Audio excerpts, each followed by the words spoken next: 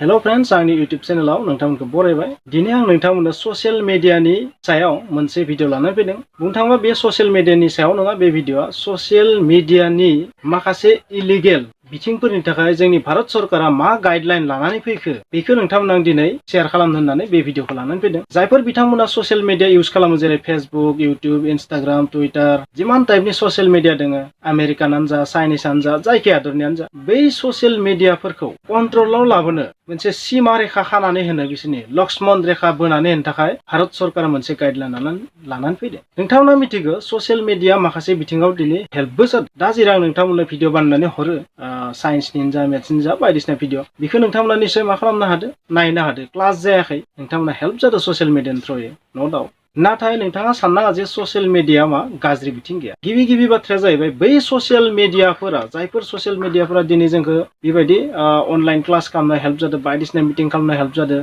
माने virtual meeting, virtual रायलायनायाव help खालामदों, मेक्सिमामानो जोंनि हादरनि नङा, बांसिनानो आमेरिका आरो चाइनानि जायो। बेबायदि बिथिङाव बै कम्पानिफोरनि सायाव मोनसे जेंनाया जाहैबाय, बै कम्पानिफोरनि सायाव भारत सरकारनि मोनसेबो आयेनानो खाथिया। बिसोरनि सायाव भारत सरकारा जेबो लिगेल एक्सन लानोनो हाया। नाथाय मोनसे मोजां बाथ्राया बेनो, दानिफ्राय 3 दान सिगां 25 फेब्रुवारियाव भारत सरकारा गोदान इनफरमेशन टेक्न'लजि रुल्स एबा गाइडलाइन बोननो हागोन, बेबादियै मोनसे खान्थि लानानै फैदों। बै social media technology company, digital media, OTT platform, web series, जायखियानो जाया मानो, बिसोरनि थाखाय माखासे जारिमिनारि गाइडलाइन लानानै फैदों। बे गाइडलाइननि हेफाजाबै जानो हागौ बै ससियेल मिडियाआनो जा, बेबायदि गुबुन प्लेटफर्मखौनो जा, बिसोरखौ निश्चय भारत सरकारा मोनसे गाइडआव, मोनसे कन्ट्रलाव लाबोनो हागोन होननानै सानो। नोंथांमोना गिनाङा, अब्ला बिदिब्ला बै ससियेल मिडिया कम्पानिफोरा बेन जासिगोन नामा?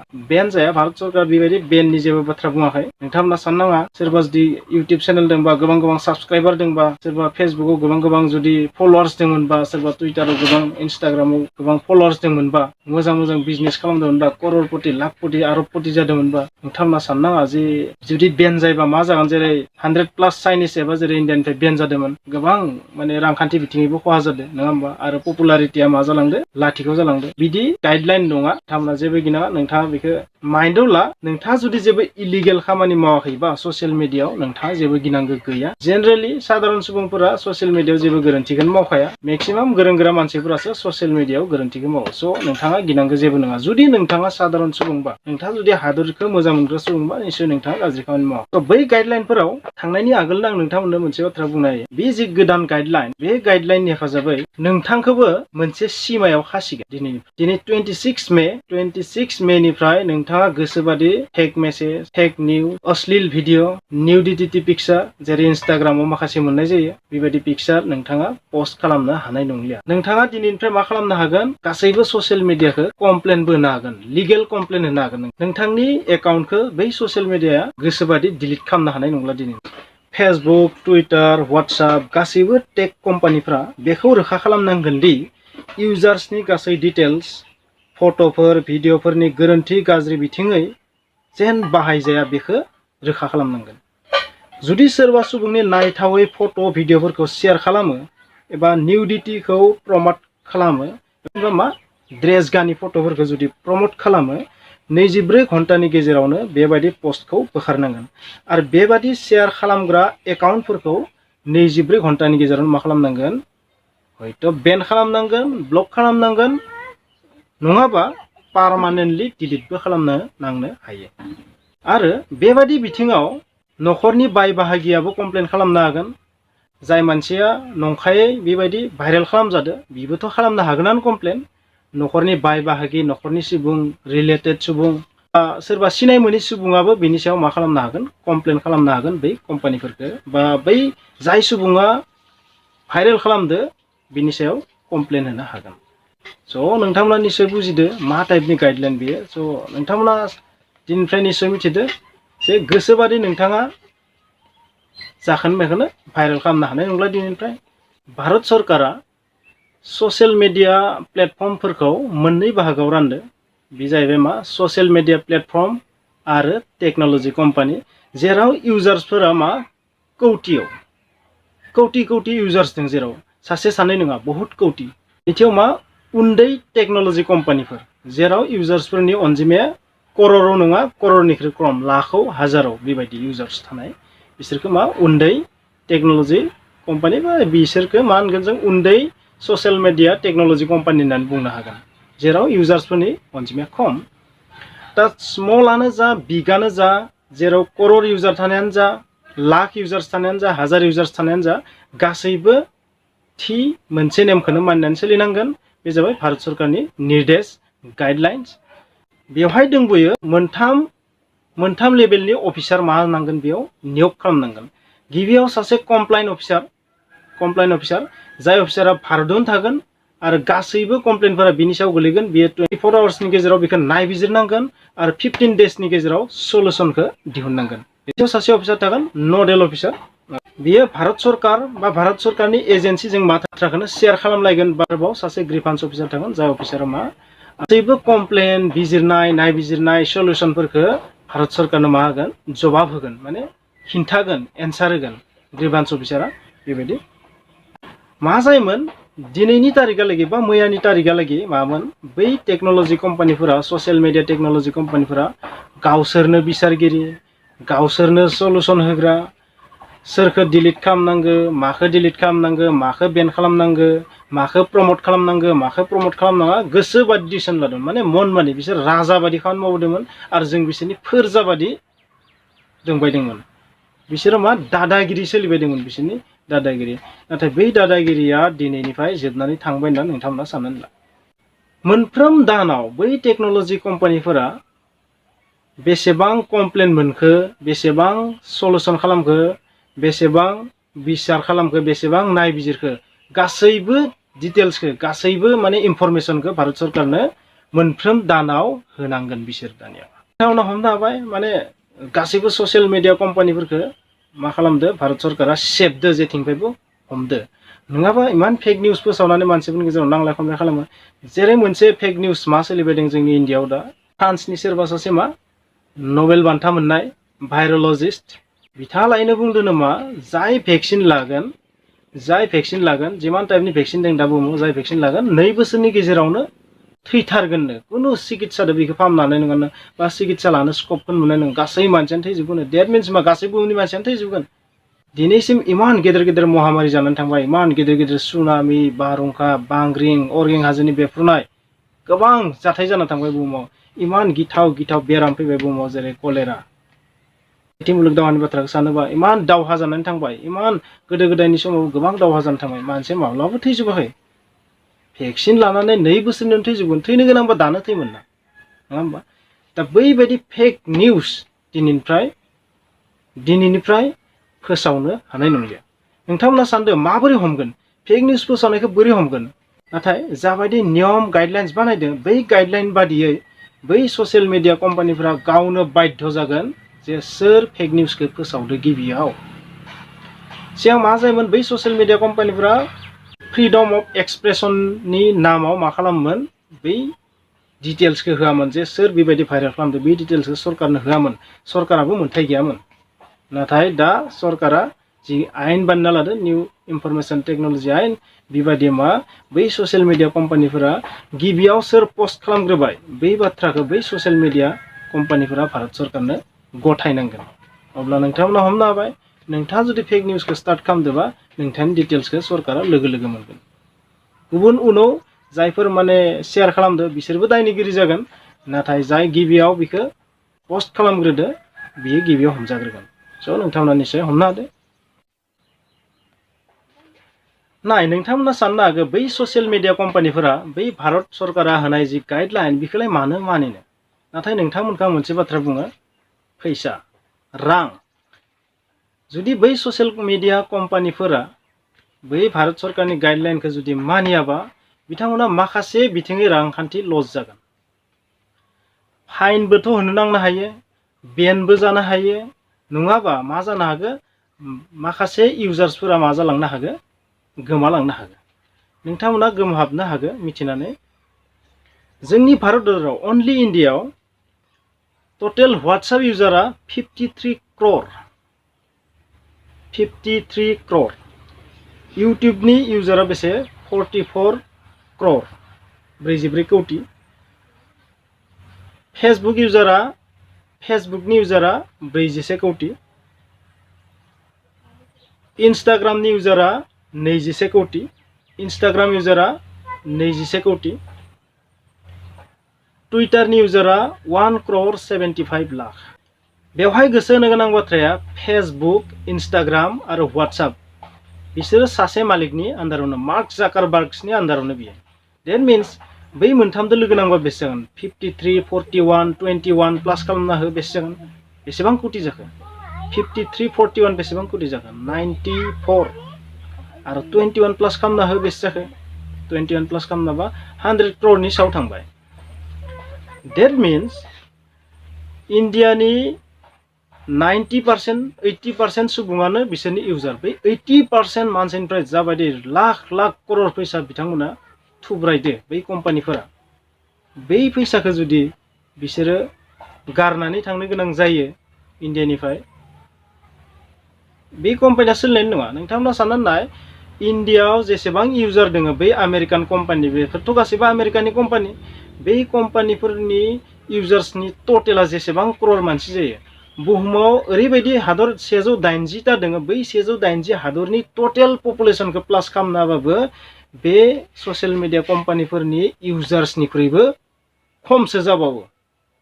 देट मिन्स नोंथांखौ ओरै बुंनो हागोन, गासै आफ्रिकायाव जेसेबां पपुलेसन दङ बा गासै इउरपआव जेसेबां पपुलेसन दङ, बै पपुलेसननि इउजार्सआ इन्डियाआव हारसिंनो दङ। बा साननानै नायदो, एसेबां लाख कोटि टाका गारनानै कुनु ससियेल मिडिया कम्पानिया भारतखौ नागारनो थांनो हाया, मानिनो बाध्य जागोन। बिसोरो मानिगोन, दा ओरैनो नाटक बानायगोन, बो सुप्रिम कर्टआव थांगोन, बो हाइ कर्टआव थांगोन, बो मायबा माबि बुंगोन। दा माखासे ससियेल मिडिया वेबसाइट बा ससियेल मिडिया कम्पानिफोरा बुंनो हमदों मा, जों आमेरिकानि निर्देशआव सोलिगोन, जे जोंनि सेन्टारा आमेरिकायाव, जे आमेरिकानिफ्राय जा निर्देश फैयो बेबादिसो जोङो थांगोन। नाथाय बाथ्राया बे बोरै जानाय, जाय जोंनि भारत हादराव फैसा आरजियो, बिजनेसा जोंनि हादराव, आरो मानिगोन आमेरिकान बाथ्रा। डेट मिन इस्ट इन्डिया कम्पानि बायदि जाहैबाय बाथ्राया। इस्ट इन्डिया कम्पानि माने कम्पानिया इन्डियाआव बिजनेस मावदो, नाथाय इंलेन्डनि रानिनि बाथ्रा मथेसो सोलिदो। बिदि जायाखैमोन होनबा? थिग बेबायदिसो जाना दं। स' बे जानोनो हाया जे इन्डियाआव फैसा आरजिनानै नोङो आमेरिकानि बाथ्राखौ गनायनांगोन, बा आमेरिकायाव थानाय हेड सेन्टार, आमेरिकायाव थानाय हेडक्वार्टाराव जि निर्देश होयो बेखौ मानिना सोलिगोन। बेबायदि बिसोर सोलिनो हाया। बिसोर सिगां जि दादागिरि खालामबाय, दा दादागिरि खालामनो हानाय नंलिया। स' नोंथांमोना निश्चय हमनो हाबाय ससियेल मिडिया कम्पानिफोरखौ माबायदि भारत सरकारा सेब।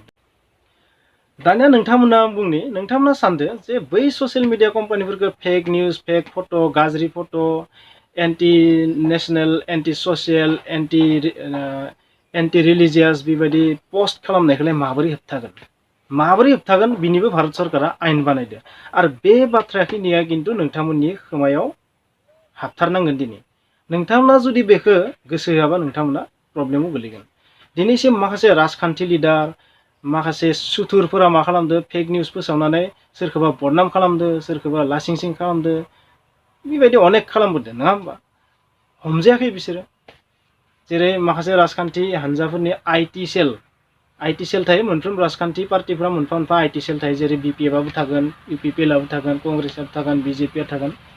आइटि सेल होनना बुङो, इनफरमेशन टेक्न'लजि सेल, जायनिफ्राय माब्लाबा मा बबेबा मोनसे पार्टिखौ फेजेननो थाखाय फेक निउज बानायनो हायो, बा जों हिन्दीआव मा होनगोन बेखौ अर्ध सत्य, माने खावसे कारेक्ट खावसे इनकारेक्ट, अर्ध सत्य बा कमप्लिटलि इनकारेक्टबो जायो माब्लाबा। बेबायदि निउसखौ नोंगौ बायदि फोसावनो हायो। दा जेरै जोंनि मानसिफोरनि, बर' मानसिफोरनि खोमा मा हाबबाय दं, बर' मानसिफोरनि खोमा मा हाबदों, भेक्सिन लाबा थैयो। बेखौ खोनानानै ओरैबायदि मानसि ओंखारबाय बर'नि गेजेराव, जिबनाव भेक्सिन लाया, गावबो लाया, गथ' गथायखौबो लानो हाया, माने भेक्सिन लाबा थैयोनो। माबायदि फेक निउस? बे बाथ्राखौ खोनानानै मानसिफोरा माने गिबाय। स' बेबायदि दा मा आयेन बानायदो बे फेक निउसखौ होबथानो थाखाय? नाय, होबथागोन बोरै? डाइरेक्ट होबथानो हाया, खिन्थु मोनसे टेकनिक, स्ट्रेटेजि बाहायनानै बेखौ कन्ट्रल खालामनो सेस्था खालामदों भारत सरकारा। माबायदि नाय, गिबियाव बे नेम बादियै मोनफ्रोम ससियेल मिडिया कम्पानियानो हमना ला माबा मोनसे फेक निउस बा गोरोन्थि एन्टि ससियेल एन्टि नेशनेल बेबायदि निउस मेसेज भिडिअ फट' बा निउडिटि फट' सोरखौबा बदनाम खालामनो नागिरनाय फट' मेसेज बेबायदि जुदि भाइरेल खालामबा पस्ट खालामबा गिबियाव सोर सुबुङा बिखौ पस्ट खालामग्रोनाय बै सुबुंनि डिटेल्सखौ भारत सरकारनो मास्ट बि होनांगोन। जुदि होआ भारत सरकारा बेनि सायाव लिगेल एक्शन लानाय जागोन। नोंथांमोना सानदोंमोन जे ससियेल मिडिया बिदि भाइरेल जानायखौ सरकारा मिथिया मानो बा मिथिनानै मानो हमा। आसलते मा भारत सरकारा पावारानो गैयामोन जे बिखौ थांनानै हमैनो जे सोर भाइरेल खालामदों मोन्थायानो गैयामोन। बिनिखायसो बै ससियेल मिडियाफोरा मा गोसोबादि बिसोरखौ भाइरेल जानो स्कप होदोंमोन। गोसोबा डिलिट खालामदो गोसोबा खालामाखै जेबो बुंनो हानाय मोन्थायानो गैयामोन भारत सरकारा आयेन गैयामोन बिनिखायसो भारत सरकारा फावसायनानै थानांगौ जायोमोन। नाथाय जा गाइडलाइन फैदो बै गाइडलाइन बादियै बै ससियेल मिडिया कम्पानिफोरा वाट्सएपआनो जा टुइटारानो जा फेसबुकआनो जा इउटुबानो जा जियानो जा बिखौ डिटेल्सखौ गिबियाव होग्रोनांगोन। डिटेल्सखौ जाय गिबियाव पस्ट खालामग्रोदो बिखौ होग्रोनांगोन। बेबायदिबा नोंथांमोना मिथिबाय दिनैनिफ्राय नोंथांमोना हुसियार जा जेन सोरबा माबा मोनसे मेसेज हरबानो बेखौ माने भाइरेल खालामनांगौ बे नङा। आरोबाव मोनसे बाथ्रा बेवहाय दङ मा हमना ला सोरबा सासेया मा खालामबाय भाइरेल खालामबाय गिबियाव पस्ट खालामग्रोबाय नाथाय बिखौ गुबुन गुबुन इउजारफोरा गुबुन गुबुन सुबुंफोरा मा खालामबाय शेयार खालामबाय। बै शेयार खालामग्राफोरनि सायावबो लिगेल एक्शन लानाय जागोन आरो बिसोरनि एकाउन्टखौबो लोगो लोगो डिलिट खालामनो गोनां जागोन बै ससियेल मिडिया कम्पानिफोरा। स' नोंथाङा जुदि हाजार लाख करर फलोवार्स दंबा साबसक्राइबार दंबा नोंथाङा मा जागोन सेकेन्डआवनो भिखारिबो जानो बारा गोबाव नाङा। नोंथाङा जुदि हमना ला इउटुबनि बाथ्रा बुंबाय सोरबा जुदि मास मोनसेयाव 10 लाख 7 लाख 8 लाख ओरैबायदि हमना ला नोंथांनियाव फैयो नङा होमबा नोंथांनियाव रां फैयो बेबायदि मान्थलि। जुदि नोंथाङा बेबायदि फेक निउस फेक भिडिअ गाज्रि एन्टि ससियेल जुदि भिडिअ बा फट' जुदि बिदि भाइरेल खालामो बा पस्ट होयो अब्लानिया नोंथांनि एकाउन्टआव बेन जानो हागौ बा डिलिट जानो हागौ। अब्लानिया मा जागोन नोंथाङा सेकेन्डआवनो लाख लाख करर करर थाखा लस जानो हागौ। स' हुसियार नोंथांमोना गोसोबादि जेखोनो बेखौनो होनाङा पस्ट खालामनाङा दिनैनिफ्राय जायखिजाया ससियेल मिडियायावनो। बेवहाय मोनसे साजानिबो प्रावधान दं। जुदि बै फेक निउस पस्ट खालामजेनग्राया गाज्रि बिथिंनि पस्ट खालामजेनग्राखौ जुदि हमजायो कर्टआव बिसार जागोन। बिसार जानायनि उनाव जुदि दाय मोनोबा 5 बोसोरहालागै जेल जानांगोन लोगोसे माबा मोनसे बिबांनि फाइनबो भरिनांनो हायो। 5 बोसोर नोङो जेल जानो गोनां जानो हायो। स' हुसियार बिथ' फेक मेसेज फेक पस्टनि बाथ्रा जाहैबाय बा गोरोन्थि पस्टनि गाज्रि पस्टनि बाथ्रा जाहैबाय।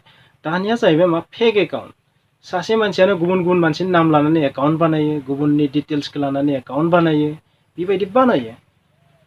नोंथांमोना नुदो व्हाट्सएपआनो जा इउटुबानो जा बेयाव मा बाय'मेट्रिक्सबो लाया कुनु भटार कार्डबो नाङा बेयाव आधार कार्डबो नाङा कुनु पान कार्ड नाङा बेबायदि एकाउन्टखौ खुलिनो हायो। दा माखासे बिथिं दोङो जेरै बेंक एकाउन्टआनो जा बायदिसिना डिमार्ट एकाउन्टआनो जा स्टक मार्केटनि एकाउन्टआनो जा बेफोराव मा जायो केवाइसि लायो डेट मिन्स बाय'मेट्रिक्स लायो लोगोसे आई कार्ड आईडी प्रुफ लायो एड्रेस प्रुफ लायो नङा होमबा बेफोराव फेक जानो हाया। पासपर्ट बानायनायाव बिदिनो जायखिजाया बेबायदि सरकारि खामानिफोराव बेबायदि जायो। नाथाय ससियेल मिडियाफोराव बेबायदि बाय'मेट्रिक्सबो लाया बेबायदि डिटेल्सबो लाया भटार कार्ड आई कार्ड जेबो लाया। दा मा फेक जानो स्कप मोनो। नाथाय दा ओरै जानाय नंलिया। बिथांमोना मा खालामनांगोन केवाइसि खालामनांसिगोन। जों जेरै बेंकआव केवाइसि होनना बुङो बेबायदि केवाइसि खालामनांसिगोन बा केवाइसि होनालासिनो जों गुबुन वार्ड बुंबा मोजां जागोन माने भेरिफाइ माने प्रुफ बे मानसिया नंमारगोना नंमारा रियेल ना गुबुननि मुं लानानै खुलिदो एकाउन्टखौ डेट मिन्स भेरिफिकेसन नांसिगोन। 26 मेनिफ्राय निश्चय बे ल'आ इउज जासिगोन। स' गुबुननि नाम लानानै गुबुननि डिटेल्स लानानै जुदि नोंथाङा एकाउन्ट खुलिदोंमोनबा थाबैनो डिलिट खालामनो थाखाय आं नोंथांखौ रिकुवेस्ट खालामो। नोंथांमोना साननो हागौ आंनि रिकुवेस्टआव बा सिगुननि सायाव मोसौ बोराय हालुवाया थैया होननाय मोनसे बाथ्रा दंना बर'आव थिग बिदिबो साननो हागौ। सान नोंथांमोननि गोसो बियो आं बुंनांगौखौ बुंदो। आरोबाव माब्लाबा ससियेल मिडियाफोरा मा खालामो गावसोरा प्रब्लेम जानाय बायदि मोनबा खायसे एकाउन्टफोरखौ बेन खालामो डिलिट खालामो एबा मा खालामो कुनु इउजार्सनि जेबो पारमिसन मोनालासिनो हरखाबै मिथियालासिनो डिलिट खालामनानै दोनो दादागिरि सोलियो। दानियाबा ससियेल मिडिया कम्पानिफ्रा बेबायदिबो खालामनो हानाय नंलिया। इउजार्सनियाव सोङालासे निमाहा बिनो चान्स होआलासे रायलायालासे कुनु माने मा होनगोन बेखौ जोङो भार्चुवेलानो जा रियेलानो जा कुनु राय सावरायालासेनो एकाउन्ट डिलिट खालामनानै होनब्ला बेबायदि जुदि डिलिट खालामबा खुनु कारन गैयालासे अब्लानिया मा जागोन बै इउजार्सआ कमप्लेन होनो हागोन आरो लिगेल एक्सनबो लानो हागोन डेट मिन्स कर्टनि खाथियाव थांनो हागोन बिसारनि खाथियाव थांनो हागोन बेबायदि आरो जुदि मायबा जाहोनाव जुदि डिलिट खालामनांगौ जादोंबा मा जाहोननि थाखाय डिलिट खालामदो बै जाहोनखौ रोखा रोखा फोरमायनानै होनो हानांगोन स' नोंथाङा निश्चय बुजिबाय माबायदि गाइडलाइन आरो बेबायदिनो माखासे OTT प्लेटफर्मावबो बेबायदि नियम लानानै फैदो वेब सिरिजआनो जा वेब पर्टेलानो जा बिथांमोननिबो माखासे आयेन लानानै फैदो नाथाय बेफोरखौ नोंथांमोननो बुङा जिहेथु जोंनि बे गामि ओनसोलाव बा जोंनि समाजाव बे OTT प्लेटफर्मफोरनि थाखाय इमान बांद्राय महत्व गैया जायफोरा फिल्म इन्डास्ट्रियाव खामानि मावो बिथांमोना निश्चय बे बाथ्राखौ मिथिखागोन नङा होमबा स' जों फिल्म इन्डास्ट्रिनि बाथ्राखौ बेवहाय सावराया जास्ट आं बेखौ लानानै फैनायनि जाहोना जायो मा बै उन्दै उन्दै फरायसाफोर जायफोरा माने ससियेल मिडियायाव जोबोर एक्टिभ गोसोबादि माने टाइम पास खालामो गोसोबादि पस्ट खालामो जाता पाता लिरो जेरै मेरैनो पस्ट लिरो मेसेज लिरो बायदिसिना फट' भाइरेल खालामो बिथांमोना गिनो गोनां दं दानिफ्राय मानो होनोबा जुदि कमप्लेन होयो बै भाइरेल खालामजानाय सुबुङा अब्ला नोंथाङा मा जानो हागोन जेलनि माइरं जानो नांनो हायो स' नोंथांमोनखौ आं सेयार खालामनानै होयो नोंथांमोनखौ आं सर्टआव मोननैसो बाथ्रा बुंनाय दिनैनिफ्राय नोंथाङा नो फेक मेसेज नो फेक निउज नो निउडिटी फट' नो फेक एकाउन्ट दा बानाय जुदि फेक एकाउन्ट बानायबा नोंथाङा जेलाव थांनो नांनो हायो दिनैनिफ्राय आनलफुल कुनु एक्टिभिटिस ससियेल मिडिया साइडआव मावनायखौ जेन बन्द खालामा आरो स्पेसियेलि आं बर' स्टुडेन्टफोरखौ मोनसे बाथ्रा बुङो